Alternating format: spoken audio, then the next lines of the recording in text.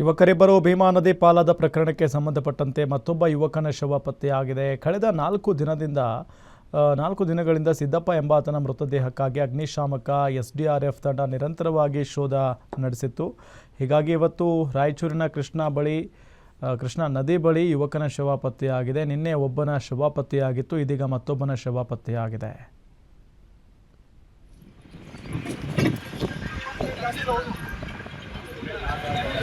ಇವತ್ತು